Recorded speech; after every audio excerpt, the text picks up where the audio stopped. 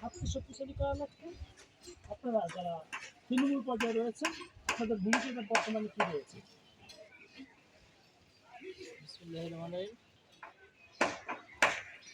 বাংলাদেশ জাতীয়তাবাদী দল BNP SM. Jilani ভাই নমিনেশন পাওয়ার পর থেকে আমাদের কার্যক্রম হচ্ছে বাড়ি গিয়ে গণসংযোগ করা। এস.এম. জিলানী ভাইয়ের নির্বাচনী যে 31 দফা আছে, তারেক রহমানের 31 দফা, এস.এম. জিলানী ভাইয়ের নির্বাচনকে যাতে সুন্দর সুসংগঠিত করে তাকে বাংলাদেশ জাতীয়তাবাদী দলের সম্মানিত সংসদ সদস্য হিসেবে নির্বাচিত করতে পারি, সেই আশা প্রত্যাশা জনগণের কাছে রাখছি। জনগণ আমাদের সেই প্রত্যাশায় সাড়া দিয়েছে। আমি আপনার কাছে জানতে চাই যে আসলে ধানের জনগণ কেন বাংলাদেশের জন্মলগ্ন থেকেই বাংলাদেশ জাতীয়তাবাদী দল ধানের শীষ এমন একটা প্রতীক যেটা জাতীয়ভাবে সারা বাংলাদেশ সমাদৃত হয়েছে। যে আওয়ামী লীগ একটা কথা বলতো, আমরা বাংলাদেশের যা মুক্তিযুদ্ধের সপক্ষের শক্তি, সেখানে বাংলাদেশ জাতীয়তাবাদী দল বিএনপি শুধু সপক্ষের শক্তি নয়, সে সপক্ষে বাংলাদেশের মুক্তিযুদ্ধে সরাসরি অংশগ্রহণ করছে এবং মুক্তিযুদ্ধে নেতৃত্ব প্রদান করছে মরহুম শহীদ প্রেসিডেন্ট জিয়াউর রহমান।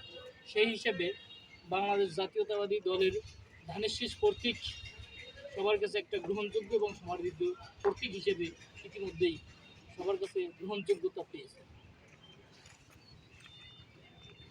শুধু এস.এম. জিলানী ভাইকে তারা ধানের শীষ প্রতীকে ভোট দিয়ে নির্বাচিত করে, তাহলে আপনাদের দলের পক্ষ থেকে এই 3 আসনের জনগণের বা আপনাদের রামসিলের নেতা কর্মী রয়েছে, আপনাদের ভোটারদের জন্য কী চমক আছে?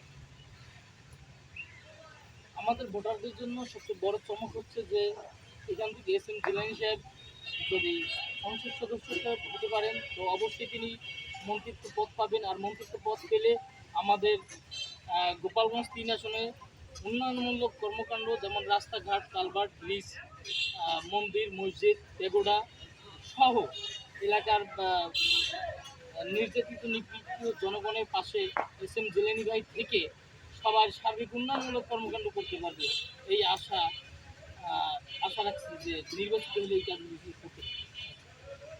আপনারা তো ডোর টু ডোর ভোটারদের কাছে যাচ্ছে, আপনারা কতটা আশাবাদী আগামী নির্বাচন আপনাদের জনগণ ভোট দেবে? আমি বিশেষ করে রামশীল ইউনিয়নে দায়িত্ব গ্রহণের পর থেকে আমাদের ইউনিয়নে কোনো প্রকার কোনো চাঁদাবাজি হয় নাই। সেটা বুকে হাত দিয়ে বলতে পারবো।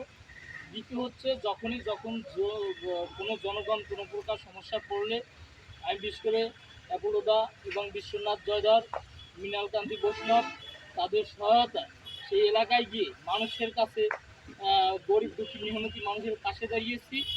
তো মানুষ সেই হিসেবে আমাদের ইতিমধ্যেই গ্রহণযোগ্যতা প্রকাশ পেয়েছে। ভোটারদের উদ্দেশ্যে কী বলতে চাই? ভোটারদের উদ্দেশ্যে একটু কথা বলতে চাই যে আপনারা সবাই ধানের শীষে ভোট দেবেন।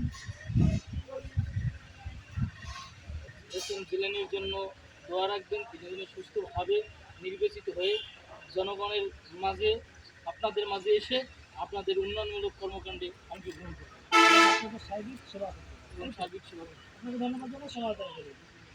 ভালো থাকবেন।